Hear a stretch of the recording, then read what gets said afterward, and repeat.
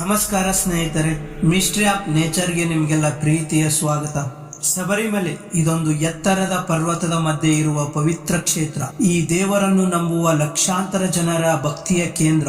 ಇಂತಹ ಅಯ್ಯಪ್ಪ ಸ್ವಾಮಿಯ ಜನ್ಮದ ರಹಸ್ಯ ಮತ್ತು ಮಹಿಷಿಯನ್ನು ಯಾಕೆ ಹತ ಮಾಡಿದ ಹಾಗೂ ಮಕರ ಜ್ಯೋತಿ ಯಾಕೆ ಬೆಳಗುತ್ತೆ, ಇದನ್ನೆಲ್ಲ ಸಂಪೂರ್ಣವಾಗಿ ಈ ಒಂದು ವಿಡಿಯೋದಲ್ಲಿದೆ. ಆದ್ದರಿಂದ ಈ ಚಾನೆಲ್ ಅನ್ನು ಸಬ್ಸ್ಕ್ರೈಬ್ ಮಾಡಿ ಮತ್ತು ಪಕ್ಕದಲ್ಲಿರುವ ಬೆಲ್ ಐಕಾನ್ ಒತ್ತಿ. ಸ್ನೇಹಿತರೆ, ಅಯ್ಯಪ್ಪ ಸ್ವಾಮಿಯ ಹುಟ್ಟಿನ ಕಥೆಯೇ ತುಂಬಾ ರೋಚಕವಾಗಿದೆ. ಅದೇನೆಂದರೆ, ಪ್ರಾಚೀನ ಕಾಲದಲ್ಲಿ ಮಹಿಷಾಸುರನ ಸಹೋದರಿಯಾದ ಮಹಿಷಾಸುರ ಮರ್ದಿನಿಯನ್ನು ವಧೆ ಮಾಡುವ ಶಕ್ತಿ ವಿಶ್ವದಲ್ಲಿ ಯಾರಿಗೂ ಇರಲಿಲ್ಲ. ಆದ್ದರಿಂದ ಸ್ವತಃ ವಿಷ್ಣುನೇ ಒಂದು ಉಪಾಯ ಮಾಡಿದ. ಅದೇನೆಂದರೆ, ವಿಷ್ಣು ದೇವನೇ ಮೋಹಿನಿಯ ರೂಪದಲ್ಲಿ ಶಿವನೊಂದಿಗೆ ಮಿಲನಗೊಂಡು ಆ ಸಮಾಗಮದಿಂದ ಉಂಟಾದ ಮಗನೆಂದರೆ ಅವನೇ ಅಯ್ಯಪ್ಪ. ಹೌದು, ಇವನನ್ನು ದೇವ ಎನ್ನಬಹುದು, ಮಾನವನು ಎನ್ನಬಹುದು, ಆದರೆ ಇವನು ಹರಿಹರನ ಆತ್ಮಜ. ಇಂತಹ ಅಯ್ಯಪ್ಪ ಸ್ವಾಮಿಯನ್ನು ಅರಣ್ಯದಲ್ಲಿ ಕಂಡವರು ಪಾಂಡಳ ರಾಜ. ಈ ಪಾಂಡಳ ರಾಜನು ಅಯ್ಯಪ್ಪನನ್ನು ಮನೆಗೆ ಕರೆದುಕೊಂಡು ಹೋಗಿ ಸಾಕಿದ.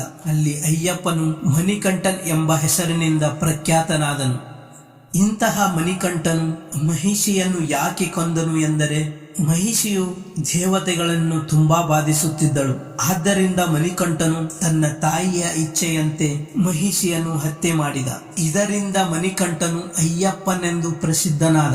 ಆವಾಗ ದೇವತೆಗಳ ಆಶೀರ್ವಾದದಿಂದ ಅಯ್ಯಪ್ಪನು ಶಬರಿಮಲೆ ಪರ್ವತದಲ್ಲಿ ನೆಲೆಸಲು ಸಿದ್ಧನಾದ.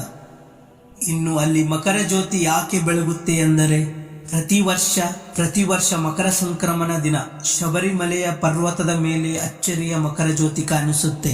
ಇದಕ್ಕೆ ಜನ ಭಗವಂತನ ಸನ್ನಿಧಿ ಎಂದು ಕರೆಯುತ್ತಾರೆ. ಆದರೆ ಕೆಲವರು ಅದೊಂದು ಮಾನವನ ಕೈಚಳಕವಾಗಿರಬಹುದೆಂದು ವ್ಯಕ್ತಪಡಿಸುತ್ತಾರೆ. ಇಂತಹ ಶಬರಿಮಲೆಗೆ ಪ್ರತಿ ವರ್ಷ ಲಕ್ಷಾಂತರ ಭಕ್ತರು ಭೇಟಿ ನೀಡಿ ಅಯ್ಯಪ್ಪನ ದರ್ಶನ ಪಡೆಯುತ್ತಾರೆ.